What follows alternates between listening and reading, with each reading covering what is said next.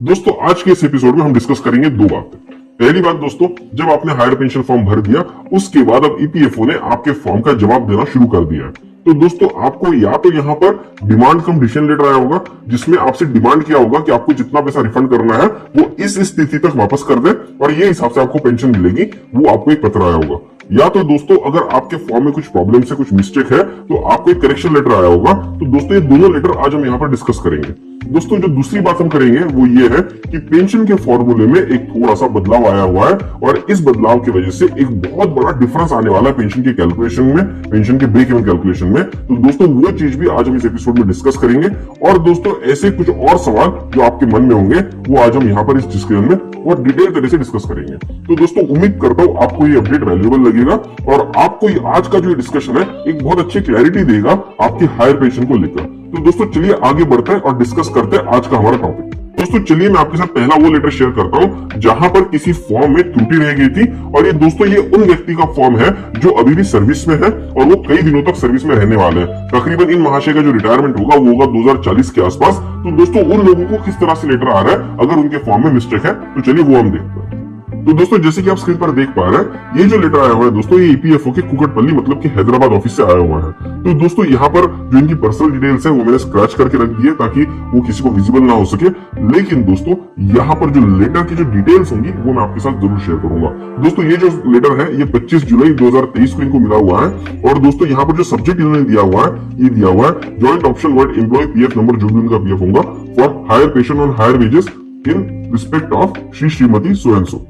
तो दोस्तों यहाँ पर जो पहली चीज यहाँ पर लिखी गई है, please refer to the application for validation of joint options received in the office in respect of the above employ for pension on higher wages. The same has been scrutinised by this office and the following discrepancies shortcomings have been observed. तो दोस्तों EPFO ने जब इनका form scrutinise किया था तो उनको कुछ त्रुटियां मिली, यहाँ पर कुछ कमियां मिली। तो वही यहाँ पर इन्होंने मांगी है कि भाई इन सब चीजों के आप हमको प्रूफ दे दीजिए तो हम आपका फॉर्म एक्सेप्ट कर लेंगे। तो दोस्तों पहली चीज जो उन्होंने मांगी वो क्या है, please submit proof of employer share of PF contribution remitted on employees pay exceeding the prevalent statutory wage ceiling of rupees 5,000, 6,500, 15,000 per month from the day the pay exceeded the wage ceiling of 16/11/95, whichever is later, till the date of retirement or superannuation as the case may be।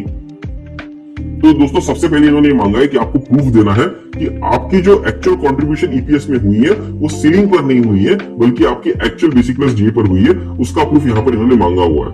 तो दोस्तों यहाँ पर मैं आपको एक और चीज बता दूं, ये जो लेटर है ये एम्प्लॉय को एड्रेस नहीं किया गया, ये एड्रेस किया गया उनके एम्प्लॉयर को। ठीक है, तो ये सारे प्रूफ जो है एम्प्लॉयर से मांगे गए हैं और एक कॉपी जो है एम्प्लॉय को दी गई है। तो दोस्तों आपको भी जो लेटर आएगा वो आपके एम्प्लॉयर को एड्रेस करके आएगा और एक कॉपी आपको दी जाएगी। तो जो भी एक्शन यहाँ पर लेना है ये बेसिकली एम्प्लॉयर को लेना है, एम्प्लॉय को नहीं लेना है। लेकिन दोस्तों जैसे कि आपको पता है हमारे देश में चीजें जो वर्क करती है वो ऐसी नहीं है कि लोग प्रोएक्टिवली हर काम करने लगेंगे। तो दोस्तों आपको जब कॉपी मिल जाएगी तो आपको एम्प्लॉयर के टच में आना है और उनको समझाना है कि भाई ये प्रूफ जल्दी से जल्दी सबमिट करो, तभी शायद मेरा फॉर्म सही तरह से प्रोसेस हो पाएगा।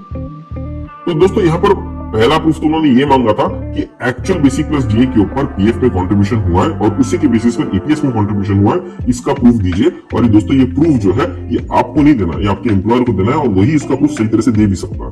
जो सेकंड प्रूफ इन्होंने मांगा है, please submit proof of administrative charges remitted on such higher wages payable by the employer. तो दोस्तों जब भी एक्चुअल बेसिक प्लस डीए पर पीएफ आपका रिमिट हुआ होगा एम्प्लॉयर साइड से तो कुछ एडमिनिस्ट्रेटिव चार्जेस एप्लीकेबल होते हैं। तो दोस्तों वो चार्जेस पे किए कि नहीं किए गए उसके प्रूफ यहाँ पर ईपीएफओ मांग रहा है। जो तीसरा प्रूफ यहाँ पर मांगा जा रहा है दोस्तों वो है, please submit the proof of updation of provident fund account of employees with interest as per para 60 of EPF scheme 1952। तो दोस्तों यहाँ पर ये बोल रहे हैं कि जो भी कंट्रीब्यूशन हो रहा था उसके ऊपर इंटरेस्ट दिया गया है कि नहीं दिया गया है, ये भी प्रूफ यहाँ पर मांग रहे हैं। तो दोस्तों ये क्लास बेसिकली उन लोगों के लिए काम आएगा जिनके कंपनी का पीएफ ट्रस्ट है और वो ईपीएफओ में पैसा डायरेक्टली जमा नहीं कर रहा है। तो दोस्तों यहाँ पर उनको प्रूफ देना पड़ जाएगा। उसके ऊपर से अगर कुछ आपके वेजेस में फ्लक्चुएशन हुआ है तो वो बताना पड़ेगा। और दोस्तों copies of ECR filed with trust for payment of EPF contributions ये भी यहाँ पर सबमिट करना होगा। तो दोस्तों यहाँ पर जितनी भी ऑर्गेनाइजेशंस होती है ये ईपीएफ के साथ में ईसीआर फिल करती है। ये एक तरह का सर्टिफिकेट कम रिटर्न फॉर्मेट होता है, इलेक्ट्रॉनिक सर्टिफिकेट कम रिटर्न फॉर्मेट होता है। तो दोस्तों वो ईपीएफ कंट्रीब्यूशन जब किए जाते हैं तब वहां पर ईपीएफओ को देना होता है। उसी तरह से जब पेंशन कंट्रीब्यूशन किए जाते हैं तब भी वो ईपीएफओ को देना होता है। तो दोस्तों क्या आपके ऑर्गेनाइजेशन ने वो सबमिट किए हैं उसका प्रूफ यहाँ पर मांगा गया है। और दोस्तों उसके अलावा ये जो नीचे 4-5 चीजें दी गई है, इनमें से कोई भी एक चीज ईपीएफओ एम्प्लॉय और एम्प्लॉयर से मांगता है। उसमें से दोस्तों पहली चीज जो मांगी जा रही है वो है wage detail submitted in respect of employ. अगर वेज डिटेल्स कंपनी के पास पूरे हैं तो वो दे, या फिर any salary slip letter from the employer authenticated by the employer. अगर आपके पास कोई सैलरी स्लिप है जो एम्प्लॉयर ने ऑथेंटिकेट की गई है तो वो एम्प्लॉयर को ईपीएफओ को सबमिट करनी है। Copy of joint equation undertaking from employer, letter from PF office issued prior to 4/11/2022 indicating PF contribution on higher wages. मतलब अगर सुप्रीम कोर्ट का जो जजमेंट आया था 4 नवंबर 2022 का, उसके पहले अगर ईपीएफओ ने कुछ आपको लेटर दिया गया है और उसमें दिया गया है कि आप हायर वेजेस पर कंट्रीब्यूट कर रहे थे, या अगर कोई फिगर भी मेंशन किया गया है जो प्रूफ माना जाएगा हायर वेजेस का, तो वो यहाँ पर सबमिट करने के लिए बोला गया है। या तो पैरा 26/6 के अंदर जो जॉइंट ऑप्शन देना होता है, जिसके ऊपर एम्प्लॉय साइन करता है, एम्प्लॉयर साइन करता है और उसको वैलिडेट करता है असिस्टेंट पीएफ कमिश्नर, अगर आपने वैसा कोई फॉर्म दिया है तो वो यहाँ पर सबमिट करने के लिए बोल रहा है। तो दोस्तों यहाँ पर मैं आपको बताना चाहूंगा, ये जो 4-5 चीजें आपको मांगी गई है, ये आप नहीं दे सकते, आपका एम्प्लॉयर ही सबमिट कर सकता है, क्योंकि ये ऑफिशियल रिकॉर्ड है। और मुझे एक और बात यहाँ पर ये चीज नहीं समझ में आ रही है कि ईपीएफओ के पास में ये डेटा ऑलरेडी अवेलेबल है, स्पेशली उन लोगों के केसेस में जो ऑलरेडी रिटायर हो चुके हैं, जिनकी पेंशन ईपीएफओ ने शुरू कर दी है। क्योंकि अगर ये सारे रिकॉर्ड उनके पास नहीं थे तो किस बेसिस पर उन्होंने उनकी पेंशन स्टार्ट किया? क्योंकि मिनिमम बेसिक पेंशन जो मिलती है वो देने के लिए भी वेज डिटेल तो ईपीएफओ के पास होनी चाहिए, और अगर वो उनके पास नहीं है तो किस बेसिस पर आप उनको अभी तक पेंशन देते आ रहे हैं? तो दोस्तों एक तरह से ये रीइटरेशन है उन सारी चीजों का जो ऑलरेडी ईपीएफओ के पास है, फिर भी ईपीएफओ चाहता है कि एम्प्लॉयर फिर से एक बार सबमिट कर सके। अभी उनका डिले टैक्टिक्स है या एक तरीका है आपको डिजिस्ट करने का कि आप हायर पेंशन के लिए ना जाए, ये मुझे बात समझ में नहीं आ रही। पर अगर आपको ये लेटर आया हुआ है तो आपके एम्प्लॉय को ये सब चीजें सबमिट करनी होंगी। उसके बाद दोस्तों नीचे यहाँ पर दिया गया है, in this record an opportunity is hereby accorded to submit clarification or rectify the mistakes error including those made by the employees and submit rectified and complete information or submit additional proof evidence if any on the above specified point within a month so that the joint option may be processed further. तो दोस्तों यहाँ पर EPFO बोलता है, EPFO basically employer को बोल रहा है कि अगर फॉर्म में कुछ गलतियां हो गई या तो इन्फॉर्मेशन अगर आपने कम दी है तो आप वो रेक्टिफाई कर सकते हैं, एडिशनल प्रूफ दे सकते हैं, और ये सब देने के लिए आपको मौका दिया जाएगा सिर्फ और सिर्फ 1 महीने का। 1 महीने के अंदर एम्प्लॉयर को सारी चीजें सबमिट करके ईपीएफओ को सबमिट करनी है। You are further advised to revert back through trailing mail only for submission of further document। तो दोस्तों यहाँ पर हमको एक बात पता चलती है कि ये जो डॉक्यूमेंट एम्प्लॉयर के पास आया होगा या तो आपको एक कॉपी आई होगी, वो कॉपी आपको ईमेल के थ्रू आई होगी और उसी का रिप्लाई करके आपको वो सारी चीजें वहां पर सबमिट करनी है। तो दोस्तों अगर इस तरह के लेटर अगर आपको आ गए हैं तो दोस्तों आपको तुरंत ही आपके एम्प्लॉयर को कांटेक्ट करने की जरूरत है और एम्प्लॉयर के माध्यम से ये सारे एविडेंसेस आपको ईपीएफओ को सबमिट करने की जरूरत है। तभी दोस्तों आपके हायर पेंशन का जो फॉर्म है वो सही तरह से वैलिड माना जाएगा और ईपीएफओ तभी उसको एक्सेप्ट करेगा। तो दोस्तों ये जो मैंने आपको फॉर्म दिखाया ये उनके रिस्पेक्ट में था जो ऑलरेडी सर्विस में है, उनको इस तरह की क्वेरी आ रही है। अब दोस्तों चलिए देखते हैं उन लोगों के बारे में जो ऑलरेडी रिटायर हो चुके हैं। दोस्तों अभी जो आप स्क्रीन पर देख रहे हैं ये फिर से हैदराबाद की कुकटपल्ली ऑफिस का ही इंटीमेशन है एम्प्लॉय को और एम्प्लॉयर को, बट ये वो केस है जहां पर लोग ऑलरेडी रिटायर हो चुके हैं। तो दोस्तों यहाँ पर जो बदलाव आया हुआ है वो बदलाव यहाँ पर यही है कि यहाँ पर बहुत ज्यादा वेज डिटेल्स वगैरह नहीं मांगे हैं, लेकिन इन्होंने मांगा है कि proof of submission of the option form under para 26/6 of EPF scheme 1952। तो दोस्तों जैसे कि मैंने प्रीवियस वीडियोस में भी कहा है, आपको प्रूफ ऑफ पैरा 26/6 अब सबमिट करना ही होगा और ये वो फॉर्मेट है दोस्तों जिस पे आपका साइन होगा, आपके एम्प्लॉयर का साइन होगा और वो वेरीफाई किया जाएगा असिस्टेंट पीएफ कमिश्नर से। दोस्तों बिना इसके आपका जो फॉर्म है वो एक्सेप्ट होने ही नहीं वाला। तो अगर आपके एम्प्लॉयर ने फॉर्म कभी सबमिट नहीं किया गया तो ईपीएफओ ने आपको भी अपॉर्चुनिटी दी है कि आप ये फॉर्म अभी सबमिट कर सकते हो। तो दोस्तों तुरंत ही अपने एम्प्लॉयर को कांटेक्ट करें और जल्दी से जल्दी ये फॉर्म यहाँ पर सबमिट कर दें। उसी तरह से दोस्तों proof of ECR from date of joining to till date और डेट ऑफ एग्जिट यहाँ पर मांगा गया है। मतलब जो भी इलेक्ट्रॉनिक सर्टिफिकेट और रिटर्न्स इन्होंने आपकी कंपनी में भरे होंगे उसका प्रूफ यहाँ पर मांगा जा रहा है, जो बहुत आसानी से कंपनी के पास होता है। Then proof of remittance made from date of joining to till date of exit, paid challans and form 7PS and 8PS यहाँ पर देने हैं। तो दोस्तों ये सारे प्रूफ जो है आपकी कंपनी के पास अवेलेबल होते हैं, आपको टेंशन लेने की जरूरत नहीं, ज्यादा डिटेल्स में जाने की भी आपको जरूरत नहीं है कि ये सब चीजें क्या है। In this regards an opportunity is hereby accorded to submit clarification or correct the mistakes, submit correct and complete information, submit additional proof evidences on the above specified point within a month so that joint option may be considered further। दोस्तों फिर से यहाँ पर 1 महीने का समय यहाँ पर दिया गया है और 1 महीने के अंदर आपको उस चीजें स्कैन कर मेल के थ्रू ईपीएफओ को रिवर्ट करनी है। तो दोस्तों ये जो 2 चीजें मैंने आपको दिखाई ये वो है जहां पर आपके फॉर्म में कुछ मिस्टेक से कमी पाई गई है और आपके थ्रू या आपके एम्प्लॉयर के थ्रू प्रूफ यहाँ पर ईपीएफओ ने मांगे। तो दोस्तों चलिए अभी आगे बढ़ते हैं और देखते हैं डिसीजन कम डिमांड लेटर जिन लोगों को ऑलरेडी आ चुका है, मतलब जिनका फॉर्म एक्सेप्ट हो चुका है और उनको जो लेटर आया वो किस तरह का आ रहा है। तो दोस्तों अभी जो आप स्क्रीन पर देख पा रहे हैं दोस्तों, ये ईपीएफओ के राउरकेला ऑफिस से एक डिसीजन कम डिमांड लेटर आया हुआ है दोस्तों, और ये आया था 27 जुलाई को।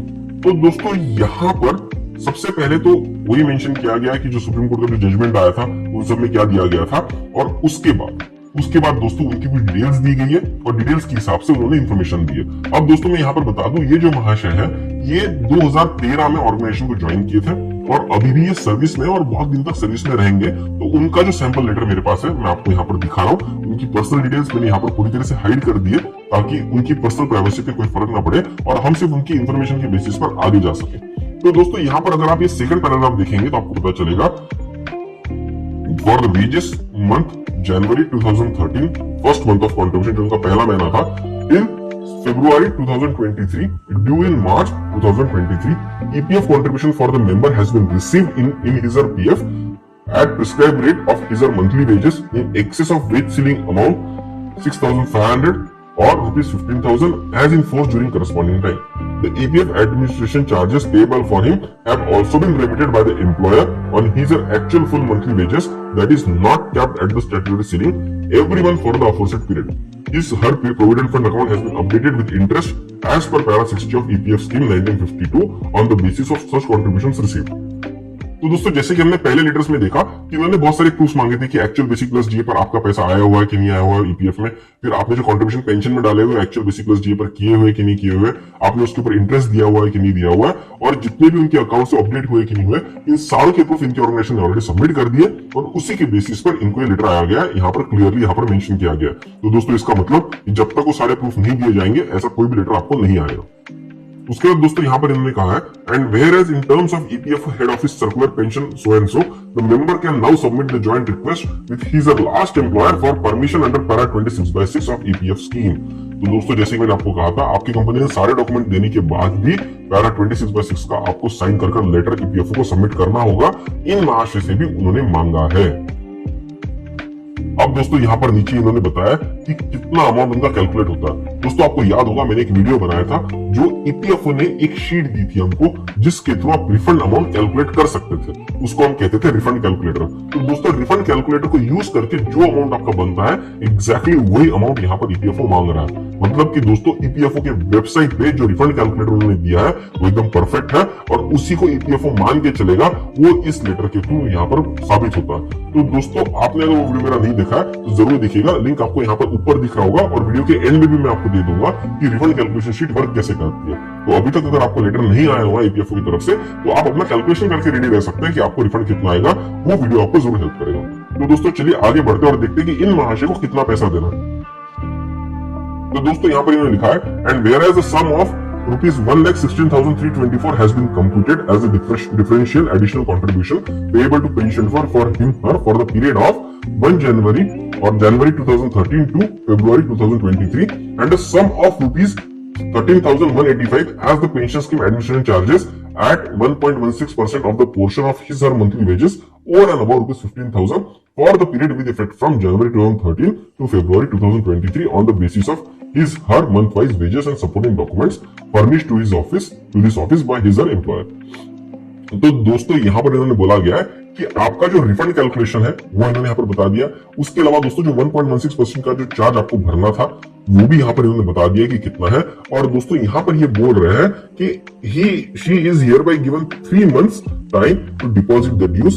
The amount payable shall be different as the interest accrued on the dues amount shall increase after expiry of every future month as mentioned below।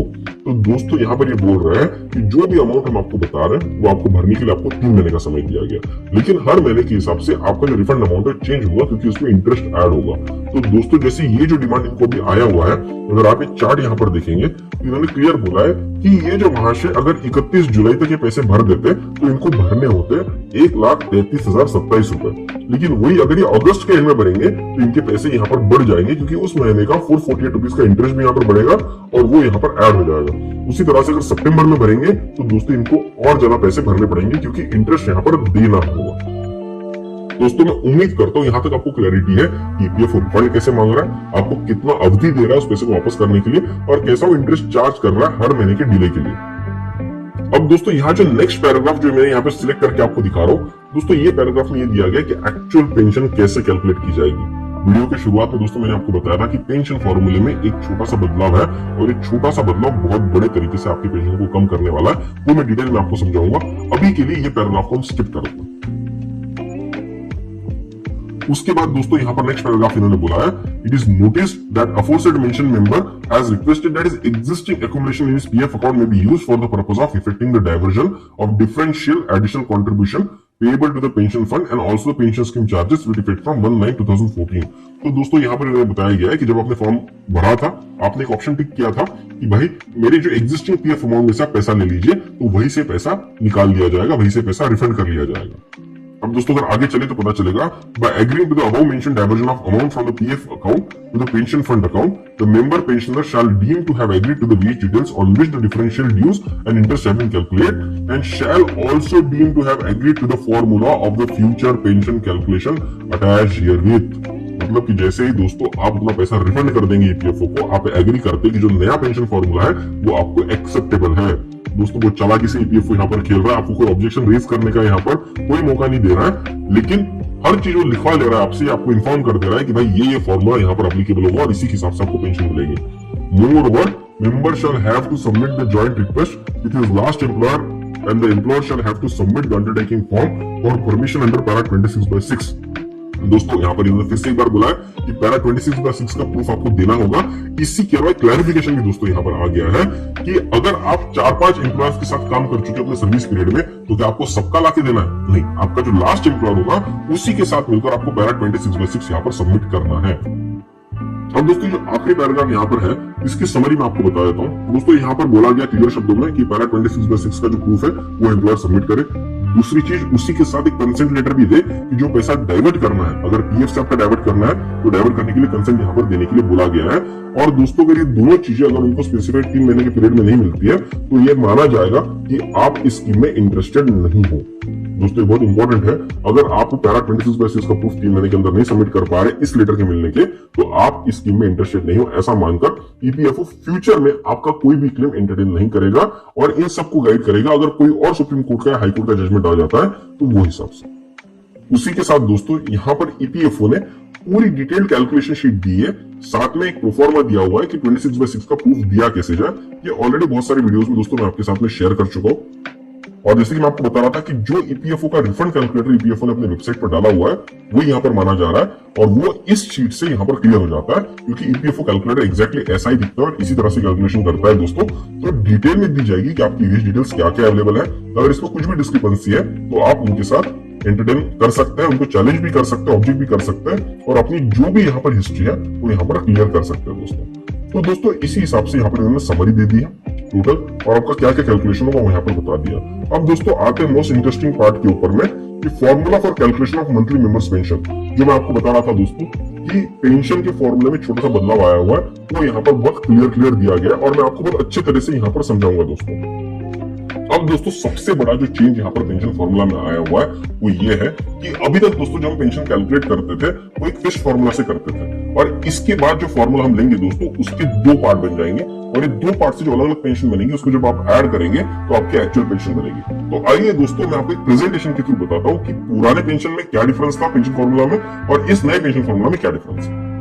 तो दोस्तों जैसे कि अभी आप स्क्रीन पर देख रहे होंगे, जो पुराना फॉर्मूला दोस्तों पेंशन का जो अभी तक के कैलकुलेशंस में हम लोग कैलकुलेट करते आ रहे हैं वो क्या था दोस्तों, आपके 58 इयर्स होने के पहले के जो 60 मंथ्स होंगे उसका एवरेज लिया जाएगा बेसिक प्लस जे का 60 मंथ्स का और उसको मल्टीप्लाई किया जाएगा number of years of service में, और अगर आपकी सर्विस 20 साल से ऊपर है तो उसमें 2 साल ऐड किए जाएंगे और टोटल सर्विस पीरियड कैलकुलेट किया जाएगा। तो आपके लास्ट 60 मंथ्स का जो एवरेज बेसिक प्लस जे उसको और जो आपके नंबर ऑफ सर्विस पीरियड जो आपका बन रहा है उसको मल्टीप्लाई करके डिवाइड बाय 70 करके आपका फॉर्मूला बनेगा। दोस्तों ऐसा सिंपल सा फॉर्मूला लेकर हमने बहुत सारे कैलकुलेशंस किए और बहुत सारे ब्रेकडाउन एनालिसिस भी किए, लेकिन दोस्तों अब ये फॉर्मूला थोड़ा सा चेंज हो चुका है। तो दोस्तों जो नया फॉर्मूला जो पेंशन का आया हुआ है दोस्तों, इसको 2 पार्ट में डिवाइड कर दिया गया। पहला पार्ट है दोस्तों 1 सितंबर 2014 के पहले का और दूसरा पार्ट है दोस्तों 1 सितंबर 2014 के बाद का।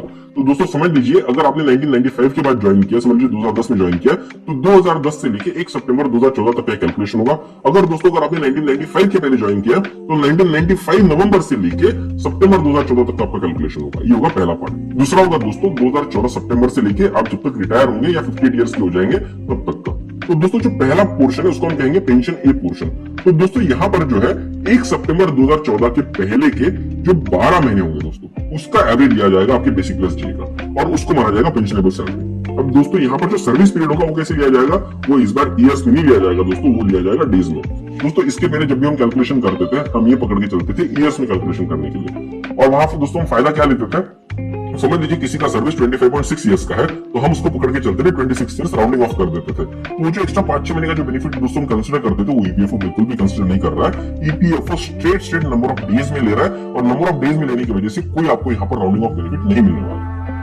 तो दोस्तों अगर आप यहाँ नीचे देखेंगे तो सर्विस पीरियड कैलकुलेशन मैंने दिया गया है, तो यहाँ पर ये बोल रहा है period of service in days with effect from 16/11/1995 to 31/8/2014। इसमें जितने भी नंबर ऑफ डेज की आपकी सर्विस बनती है उसको लिया जाएगा, और अगर आपका 2 साल के ऊपर की अगर सर्विस है तो उसमें 730 दिन मतलब कि 2 साल को ऐड कर दिया जाएगा। और दोस्तों बीच में समझ लीजिए अगर आपने ब्रेक लिया हुआ, अगर आपने कभी जॉब नहीं किया, बीच में आपकी नौकरी चली गई थी 2-3 साल के लिए, या आपने बिजनेस करने के लिए छुट्टी ले ली थी, तो दोस्तों वो जो नॉन कॉन्ट्रीब्यूटरी पीरियड है आपका वो यहाँ से माइनस कर दिया जाएगा। तो इस हिसाब से दोस्तों आपका सर्विस पीरियड कैलकुलेट किया जाएगा और ऊपर के फॉर्मूले में डाला जाएगा।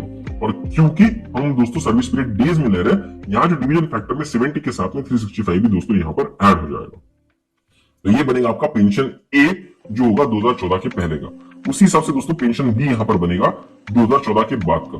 दोस्तों 1 सितंबर 2014 के बाद जब आप रिटायर होंगे तो आपका जो लास्ट 60 मंथ्स का मतलब 58 इयर्स के पहले का जो आपका लास्ट 60 मंथ्स का जो भी एवरेज होगा दोस्तों वो यहाँ पर कंसिडर किया जाएगा, और उसी तरह से सर्विस पीरियड भी यहाँ पर कैलकुलेट किया जाएगा। मतलब कि 1 सितंबर 2014 से लेके आपके डेट ऑफ एग्जिट तक कितने दिन होता है, उसमें से अगर नॉन कॉन्ट्रीब्यूटरी पीरियड है तो उसको माइनस कर दिया जाएगा और फिर फॉर्मूला में डाल के डिवाइड बाय 70 और 65 से इसको 365 से डिवाइड किया जाएगा दोस्तों। तो दोस्तों ये हिसाब से जब 2 पेंशन निकल जाएंगी तो जो टोटल पेंशन होगी इन दोनों का सम होगा दोस्तों। तो दोस्तों चलिए एक एग्जांपल लेते हैं और समझते हैं कि इससे कितना डिफरेंस बनेगा। तो दोस्तों जैसे कि मैं आपको हमेशा कहता हूं कि वैल्यू एडिशन में जब भी मैं कोई चीज आपके सामने प्रस्तुत करता हूं तो थोड़ा सा डेटा लेकर सैंपल के साथ मैं आपको बताने की कोशिश करता हूं ताकि आपको क्लैरिटी बहुत अच्छे तरह से आ सके। तो दोस्तों यहाँ जो डेटा सेट मैंने लिया है एक ऐसे व्यक्ति का है जो 1995 के पहले ज्वाइन किया था और दोस्तों मई 2023 में रिटायर हो गए। मतलब कि जो इनका 58 इयर्स का जो एज है दोस्तों ये मई 2021 में ही अटेंड हो चुका था, मतलब कि मई 2021 में ये पेंशन फंड से एग्जिट कर चुके थे। तो दोस्तों इनका जो कैलकुलेशन होगा 1995 से लेकर हम मई 2021 तक का लेंगे दोस्तों। और दोस्तों जो बाकी जो लोग जो ऑलरेडी सर्विस में है या जो इनके बाद रिटायर होने वाले हैं दोस्तों उनके लिए भी मोटा तौर पर कैलकुलेशन सेम होंगे, ब्रेक इवन में ऑलमोस्ट उतना ही डिफरेंस आने वाला है दोस्तों। तो दोस्तों इस कैलकुलेशन के थ्रू मैं आपको बताऊंगा कि इनका पुराना पेंशन का कैलकुलेशन कैसा आता था, नया कैलकुलेशन कैसा आने वाला है और जो डिफरेंस आएगा वो कितना आएगा, और उसके हिसाब से जो इनका ब्रेक इवन पीरियड होगा मतलब कि कितने साल में जो भी पैसा रिफंड करेंगे ये पूरी तरह से रिकवर कर पाएंगे या नहीं कर पाएंगे, उसका कैलकुलेशन दोस्तों मैं आपको यहाँ पर बताऊंगा और इसीलिए वीडियो बहुत इंटरेस्टिंग होने वाला है। तो दोस्तों जो महाशय है इन्होंने ज्वाइन किया था 1995 के पहले, और नवंबर 1995 में दोस्तों इनकी जो एवरेज बेसिक प्लस डी बन रहा था वो बन रहा था 6,750 रुपए। और दोस्तों जब ये ईपीएस से एग्जिट कर गए 2021 में, उस समय का अगर हम डेटा देखेंगे तो इनकी जो सैलरी बन रही थी total average basic plus DS बन रहा था दोस्तों वो बन रहा था 1,98,415 रुपीज। मतलब कि दोस्तों ये बहुत अच्छे पद से रिटायर हुए, इनके हाथ में अच्छा खासा पैसा आता था, तकरीबन 2 लाख रुपए के आसपास इनके हाथ में पैसा आता था। ये दोस्तों ये फिगर्स मैं आपको इसलिए बता रहा हूं तो आपको एक अंदाजा आ सके कि भाई हम किस लेवल के आदमी की बात यहाँ पर कर रहे हैं, और प्रोपोर्शनेटली अपने जो फिगर्स है वो हिसाब से हम कम कर सके ताकि आपको एक अंदाजा आ सके और आपको बहुत ज्यादा कैलकुलेशन खुद के लिए ना करना पड़े, आप अंदाजे पे काम यहाँ पर कर पाएंगे दोस्तों। तो दोस्तों वो हिसाब से जब इनका रिफंड का कैलकुलेशन किया गया तो ये पता चला कि मार्च 2022 तक, क्योंकि ये मई 2021 में रिटायर हुए थे, तो मार्च 2022 तक दोस्तों इनको जो पैसा रिफंड करने की जरूरत पड़ने वाली थी वो पड़ने वाली थी 27,35,444 रुपए, ये इनके एक्चुअल पीएफ पर। लेकिन दोस्तों जो एडमिनिस्ट्रेटिव चार्ज था 1.16% का, उसके लिए भी इनको कुछ ना कुछ रिटर्न करना था दोस्तों, और वो करना था 1,65,174 रुपीज। तो दोस्तों इन दोनों को जब हम कैलकुलेट करेंगे तो एक्चुअल रिफंड वैल्यू मिलेगा। और दोस्तों इनका जो कैलकुलेशन टोटल यहाँ पर हमने किया हुआ था वो ये था कि आज अगर इनको पैसा वापस करना है तो कितना करना होगा, वो भी रिफंड कैलकुलेशन शीट से मिलता है दोस्तों। मैं फिर से एक बार बताना चाहूंगा, अगर आपने रिफंड कैलकुलेशन का वीडियो नहीं देखा है तो आप जरूर देखिए, आपको एक क्लैरिटी आएगी कि ईपीएफओ आपसे रिफंड कैसे लेगा। उसकी लिंक दोस्तों डिस्क्रिप्शन बॉक्स में भी दी गई होगी और वीडियो के एंड में भी आपको मिल जाएगी। लेकिन मोटा तौर पर ईपीएफओ ने हर तरह का कैलकुलेशन यहाँ पर करके दे दिया है कि आपको आज तक अगर पैसा वापस करना है तो कितना देना पड़ेगा चार्जेस के लिए, और जो आपका एक्चुअल पीएफ है उसके ऊपर जो पैसा वापस करना होगा वो कितना होगा। तो दोस्तों आज अगर ये वापस करेंगे तो तकरीबन 31 लाख के आसपास वापस करेंगे। लेकिन दोस्तों हम जो कैलकुलेशन करेंगे वो करेंगे मार्च 2022 का जब ये एक्चुअली एग्जिट हो चुके थे। तो वहां से जब मैं ब्रेक इवन निकालूंगा तो मुझे पता चलेगा कि ये कितने साल के हो जाएंगे, तो इनका जो पूरा पैसा जो होगा वो ब्रेक इवन में आ जाएगा। मतलब कि जो भी पैसा ईपीएफओ को वापस करने वाले हैं और जितना पैसा इनको ईपीएफ से मिलने वाला है वो पूरा वसूल हो जाएगा दोस्तों। तो दोस्तों आइए सीधा सीधा पेंशन कैलकुलेशन पे चलता है। तो दोस्तों यहां पर इनका पेंशन कैलकुलेशन कैसे होगा, तो सबसे पहले इंपॉर्टेंट होगा दोस्तों सर्विस पीरियड को कैलकुलेट करना। तो सर्विस पीरियड कैसे कैलकुलेट होगा, दो स्लॉट्स में। जो पहला स्लॉट होगा दोस्तों वो होगा 1 सितंबर 2014 से लेके 15 नवंबर 1995 के बीच का जो पीरियड था उसका कैलकुलेशन होगा दोस्तों। तो 1995 से लेकर सितंबर 2014 तक का दोस्तों टोटल डेज जो बनते हैं वो बनते हैं 6865 डेज। अगर ईयर्स में कैलकुलेट करूं तो 18.81 ईयर्स। तो दोस्तों ईयर्स में कैलकुलेट करना किसी काम का नहीं, क्योंकि हम सीधा डेज में लेंगे। उसी तरह से दोस्तों जो पीरियड ऑफ सर्विस फ्रॉम 1 सितंबर 2014 से लेके उनका जो डेट ऑफ एग्जिट था 31 मई 2021 वहां तक जो दिन बनते हैं वो बनते 2464 डेज दोस्तों।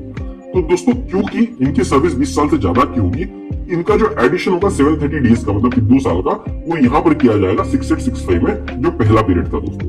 वो हिसाब से दोस्तों अगर इनका पेंशन कैलकुलेशन हम देखें तो हमको पता चलता है यहाँ पर इनका 1 सितंबर 2014 के पहले का जो एवरेज था दोस्तों वो आ रहा था 91,258.92 रुपीज, मतलब कि 91,258 रुपीज के आसपास का दोस्तों इनको एवरेज आ रहा था 1 सितंबर 2014 के पहले के 12 महीनों का दोस्तों। ओके दोस्तों, तो जो मैंने आपको फॉर्मूला बताया था उसमें अगर हम डालेंगे तो उनका जो पार्ट ए पेंशन बनता है दोस्तों वो बनेगा 27,127 रुपीज। ठीक है, उसी तरह से दोस्तों इनका जो सेकंड पोर्शन जो है दोस्तों उनका जो एवरेज बनता था लास्ट 60 मंथ्स के बेसिक प्लस डे का वो बनता था 1,58,981 रुपीज। वो हिसाब से जब हम इनको नए फॉर्मूला पेंशन पार्ट बी में डालेंगे दोस्तों तो उसके इनका पेंशन बनता है 15,331 रुपीज। तो दोस्तों इन दोनों को जब हम ऐड करेंगे तो इनका जो पेंशन बनेगा वो बनेगा 42,459.52 रुपीज। लेकिन दोस्तों प्रीवियस कैलकुलेशन जब हम करते थे, जब हम सिर्फ लास्ट के 60 मंथ्स का बेसिक प्लस डे लेते थे और इस सारे दिनों को इन्हीं के लिए मान के चलते थे दोस्तों, वो हिसाब से जो इनकी पेंशन बनती थी वो बनती थी 62,590 रुपीज। मतलब कि दोस्तों अगर ये 2014 के पहले का ब्रेकअप वाला सिस्टम अगर नहीं आता और अगर हम ऐसा पकड़ते कि पेंशन जो है आपके डेट ऑफ एग्जिट के लास्ट 60 मंथ्स का जो बेसिक होगा उसके ऊपर into multiplied by the total service whatever you have done plus the bonus divided by 70 अगर हम करते तो जो फिगर आता दोस्तों वो होता 62,590। और इसके पहले जो भी कैलकुलेशन मैंने महाशय के डेटा के लिए किए थे वो इसी के लिए किए थे और उसके हिसाब से दोस्तों एक ब्रेक इवन आया था। तो दोस्तों यहाँ पर आप देखिएगा जो पहले फॉर्मूले से जो पेंशन बनती थी वो बनती थी 62,590, जो नए फॉर्मूले के हिसाब से बन रही है वो बन रही है 42,459। पता है दोस्तों डिफरेंस कितना है? डिफरेंस आ रहा है ऑलमोस्ट 20,000 रुपए का डिफरेंस। और दोस्तों 20,000 का डिफरेंस बहुत मायने रखेगा क्योंकि आपका ब्रेक इवन बहुत हद तक आगे ले जाएगा। तो दोस्तों चलिए ब्रेक इवन एनालिसिस पे चलते हैं। तो हम यहाँ पर ये देख पा रहे हैं कि दोस्तों ये जो ओरिजिनल केस हमने लिया था पहले जहां पर 60 मंथ्स एवरेज सैलरी का हम ले रहे थे, तो इनका 58 इयर्स का एज जो था, मतलब कि 2022 तक का जो इनका पीरियड था, इनको तकरीबन 29 लाख रुपीस दोस्तों वापस करने थे। ओके, और इनकी जो पेंशन वो फॉर्मूले से बन रही थी वो बन रही थी तकरीबन 62,590 रुपीस की दोस्तों। और दोस्तों अगर ये हायर पेंशन ऑफ नहीं करते तो इनको बाय डिफॉल्ट 7,500 रुपए मिलने वाले थे। तो दोस्तों इनको एक्स्ट्रा पैसा कितना मिल रहा है? ये मिल रहा है 62,590 माइनस 7,500, मतलब कि 55,090.62। तो दोस्तों इसको जब आप फाइनेंशियल कैलकुलेटर में डालेंगे और सिस्टमैटिक विड्रॉल प्लान को आप यूज करेंगे तो दोस्तों आपको पता चलेगा कि भाई कितने साल में ये पैसा वो रिकवर कर लेंगे इस डिफरेंशियल वैल्यू के साथ में। तो दोस्तों अगर ये महाशय हायर पेंशन को ऑप्ट करते हैं और 29 लाख रुपीज अप्रोक्सीमेटली वापस कर देते हैं और हम ऐसा मानते हैं कि अगर ये पैसा वापस नहीं करते और खुद के लिए इस्तेमाल करते हैं और किसी एफडी में रखते हैं और इनको 7% का अगर इंटरेस्ट मिलता तो दोस्तों ये जो पैसा है ये तकरीबन उनको 5 साल 3 महीने तक चलता। मतलब कि अगर वो पैसा खुद इन्वेस्ट करते तो उनका जो ब्रेक इवन पॉइंट होता, जो पूरा वसूली का जो पॉइंट होता दोस्तों वो होता 63 इयर्स 3 मंथ्स। मैं फिर से एक बार आसान शब्दों में आपको बताने की कोशिश करता हूं कि अगर वो हायर पेंशन के लिए नहीं जाते और खुद अगर वो पैसा इन्वेस्ट करते तो दोस्तों उनके 58 इयर्स में जो इन्वेस्ट किया हुआ पैसा होता वो उनके 63 इयर्स 3 मंथ्स तक उनको चलता। मतलब कि हायर पेंशन के लिए अगर ऑप्ट करेंगे तो 63 इयर्स 3 मंथ्स में उनका ब्रेक इवन आ जाएगा। ऐसा हम पुराने पेंशन फॉर्मूले से कैलकुलेट कर रहे थे दोस्तों। लेकिन दोस्तों जैसे हम नए पेंशन फॉर्मूले के लिए आते हैं, क्योंकि यहाँ पर जो पेंशन है वो कम हो चुकी है तो डिफरेंशियल अमाउंट भी कम हो रहा है दोस्तों। तो दोस्तों यहाँ पर जो ब्रेक इवन बन रहा है वो अगर आप फाइनेंशियल कैलकुलेटर में डालेंगे कि मतलब आप 29 लाख रुपीस ईपीएफओ को वापस करेंगे और आपको जो डिफरेंशियल पेंशन मिलेगा वो मिलेगा 34,959 का, क्योंकि 7,500 तो आपको तब भी मिलता जब आप हायर पेंशन को ऑप्ट नहीं करते। तो जो एक्स्ट्रा आपको मिलने वाला है वो आप यहाँ पर फिगर डालेंगे और ऐसा अज्यूम करेंगे कि 7% के इंटरेस्ट से अगर आप उस पैसे को कहीं इन्वेस्ट कर सकते हैं, अगर खुद करते तो क्या कैलकुलेशन आएंगे दोस्तों, तो आपको पता चलेगा ब्रेक इवन जो है 5 साल 3 महीने से बढ़ के 9 साल 4 महीने का हो जा रहा है। मतलब कि दोस्तों जो रिकवरी पीरियड आपका 63 ईयर्स 3 मंथ से होने वाला था वो अब हो जाएगा 67 ईयर्स 3 मंथ्स का। मतलब कि यहाँ पर आपको अगर पूरा पैसा रिकवर करना है हायर पेंशन का, जो भी आपने ईपीएफ को वापस किया है, तो आपको कम से कम 67 ईयर्स 3 मंथ्स तक जिंदा रहने की जरूरत है। तो दोस्तों ये बदलाव यहाँ पर आया हुआ है हायर पेंशन के फॉर्मूला चेंज हो जाने की वजह से।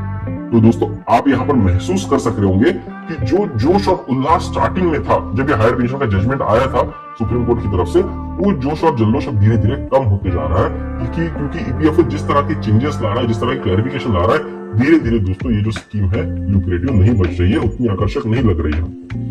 और दोस्तों यहाँ पर समझने वाली बात यह है, अब ये पेंशन स्कीम उन लोगों के लिए ज्यादा ल्यूक्रेटिव हो चुकी है जो बाद में रिटायर होने वाले हैं। जो पहला फॉर्मूला था उसके हिसाब से दोस्तों ये पेंशन स्कीम उन लोगों के लिए ज्यादा ल्यूक्रेटिव थी जो पहले रिटायर हो चुके, अभी मतलब आज से पहले जो लोग रिटायर हो चुके उनके लिए बहुत ज्यादा बेनिफिशियल हुआ करती थी। अभी भी दोस्तों बेनिफिशियल है, अगर आप 67 ईयर्स 3 मंथ्स के ऑलरेडी हो चुके या उस एज के आसपास है तो आपने डेफिनेटली इस पेंशन स्कीम को ऑप्ट करना चाहिए। लेकिन दोस्तों अगर आप जस्ट रिटायर हो रहे हैं तो आपको फिर से एक बार सोचने की जरूरत है कि क्या आप 67 ईयर्स 3 मंथ तक जिंदा रह पाएंगे, जो भी आपकी हेल्थ कंडीशंस होंगी वो हिसाब से। दोस्तों इन सबको मद्देनजर रखते हुए आप डिसीजन लीजिए। और जो लोग बाद में रिटायर होने वाले दोस्तों, तो उनके लिए डेफिनेटली ये स्कीम बेनिफिशियल हो सकती है, क्योंकि आपका जो लास्ट 60 मंथ्स का जो बेसिक प्लस डीए का जो एवरेज होगा वो बहुत ज्यादा होने वाला है, क्योंकि आपके पास टाइम है दोस्तों यहाँ से। तो दोस्तों यहाँ पर ये वीडियो में समराइज करना चाहूंगा आपके लिए। पहली चीज, इस वीडियो में हमको क्या क्या क्लैरिफिकेशन मिली। पहला क्लैरिफिकेशन ये कि किसी ने अगर सर्विस ब्रेक लिया है बीच में तो उतने डेजों माइनस करके भी अपनी पेंशन अवेल कर सकता है, फॉर्मूले को कैलकुलेट कर सकता है। दूसरी चीज दोस्तों, जिनको डिमांड कंडीशन लेटर आ चुका है ऑलरेडी कि भाई उनका फॉर्म एक्सेप्ट कर लिया गया, उनको जल्दी से जल्दी पैरा 26/6 का प्रूफ सबमिट करना है और एक कंसेंट लेटर देना है कि भाई मैं अपने पीएफ से पैसा कटवाने को तैयार हूं, या तो मैं अपना पैसा अलग से डिपॉजिट करने को तैयार हूं और मैं पेंशन लेने को तैयार हूं। तीसरी बात जो दोस्तों हमको यहाँ पर समझने की जरूरत है, जिन लोगों को अभी क्वेरी आई हुई है कि आप एडिशनल प्रूफ सबमिट कीजिए, उनको जल्दी से जल्दी अपने एम्प्लॉयर के पास जाना है और उनको बताना है कि भाई हमारे डॉक्यूमेंट जल्दी से जल्दी सबमिट करें ताकि हमारा फॉर्म एक्सेप्ट हो सके, अगर आप इस फॉर्मूला चेंज होने के बाद भी अभी तक इंटरेस्टेड है तो। और दोस्तों चौथी बात जो समझने की बात है, पेंशन फॉर्मूला चेंज हो चुका है और चेंज होने के बाद में अब इसका जो ब्रेक इवन पॉइंट है वो बढ़ गया है। अभी आपको ज्यादा दिन तक जिंदा रहना पड़ेगा, ज्यादा सालों तक जिंदा रहना पड़ेगा इस पेंशन को टोटली रिकवर करने के लिए। और दोस्तों इसी की वजह से अब ये पेंशन फॉर्मूला थोड़ा सा मुश्किल हो चुका है, थोड़ा सा डिफिकल्ट हो चुका है, थोड़ा सा कम आकर्षक हो चुका है। तो दोस्तों उम्मीद करता हूँ ये जो इन्फॉर्मेशन मैंने आपके साथ इस वीडियो में शेयर की, इससे आपकी जिंदगी में थोड़ा सा वैलिडेशन जरूर हुआ होगा। मैं दोस्तों उम्मीद करता हूँ आप सराहेंगे इस बात को कि मैं जब भी आपसे बात करता हूँ, मैं प्रूफ के साथ बात करता हूँ, डॉक्यूमेंट के साथ बात करता हूँ, डेटा के साथ बात करता हूँ। और दोस्तों अगर आपको मेरा ये अप्रोच सही लगता है तो मुझे कमेंट बॉक्स में कमेंट कर जरूर बताइएगा। आपके 2 एप्रिसिएशन के वर्ड्स दोस्तों मेरे लिए बहुत मोटिवेशनल हो जाते हैं और मुझे उम्मीद देता है, मुझे जोश देते हैं आगे ऐसा ही काम करते रहने के लिए। तो दोस्तों अगर आपको वीडियो पसंद आया हुआ है तो जरूर शेयर कीजिए अपने दोस्तों के साथ, अपने कलीग के साथ, ताकि उनको भी क्लैरिटी आ सके कि किस तरह के चेंजेस ईपीएफओ ने किए हैं और कैसे उनके हायर पेंशन पे इसका इफेक्ट पड़ने वाला है। तो चलिए दोस्तों जल्दी मिलेंगे एक नए वीडियो के साथ।